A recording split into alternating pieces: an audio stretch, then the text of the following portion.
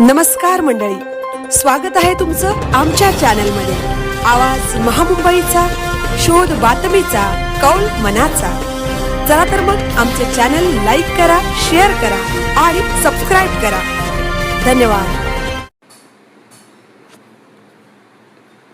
नेरळ कर्जत रस्त्यावरील माथेरान रेल्वे फाटक खड्ड्यात हरवले। कर्जत तालुक्यातील महत्त्वाचा रस्ता असलेल्या कर्जत कल्याण राज्यमार्ग रस्त्यावरील माथेरान मिनी ट्रेनचे फाटक असलेल्या ठिकाणी रस्त्यावर प्रचंड खड्डे पडले आहेत। नेरळ माथेरान मिनी ट्रेन सध्या बंद आहे, पण नेरळ पेट्रोल पंप येथील फाटक येथे पडलेले खड्डे कोणत्याही वाहन चालकाला चुकवता येत नाहीत। दरम्यान मध्य रेल्वे प्रशासनाने ते खड्डे त्या भागात सिमेंट कॉन्क्रिटीकरण करून बुजवण्याचे काम केले नाही आणि त्यामुळे मागील वर्षाप्रमाणे रस्त्यावर खड्ड्यांचे साम्राज्य आहे।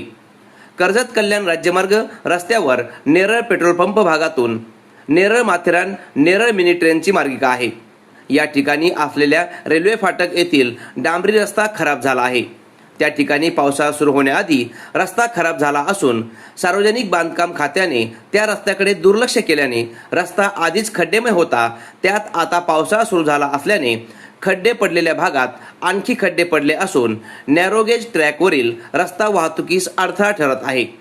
उन्हाळ्यापासून रेल्वे फाटक परिसरातील रस्ता खराब झालेला असताना देखील तो सुस्थितीत करण्यात रेल्वे आणि बांधकाम विभाग निष्फळ ठरले असल्याने वाहन चालक यांना मोठी नाराजी व्यक्त करत रस्त्याची सुधारणा करण्याची मागणी वारंवार केली होती। मात्र कोणत्याही सरकारी यंत्रणेने रस्त्यांकडे लक्ष दिले नाही आणि त्यामुळे आता वाहन चालक यांची कसोटी त्या भागातील रस्त्यांवरील खड्डे चुकवताना होत आहे।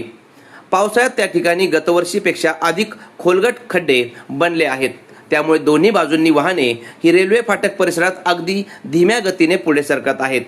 त्या खड्ड्यांमुळे वाहनांचा वेग मंदावला असून रेल्वे प्रशासनाने त्या ठिकाणी तात्काळ उपाययोजना करावी अशी मागणी वाहन चालक करीत आहेत। दरम्यान वाहन चालक यांना होणारा त्रास कमी करण्यासाठी रस्त्याची सुधारणा करावी अशी मागणी जोर धरत असून पावसाचा जोर कमी झाल्यानंतर रेल्वेकडून त्या भागात खड्डे भरण्याची कामे व्हावीत अशी मागणी मानवाधिकार कार्यकर्ते गोरख शेख यांनी रेल्वे आणि सार्वजनिक बांधकाम खात्याकडे केली आहे। आवाज महामुंबईचा चॅनलसाठी संतोष पेरणे, कर्जत।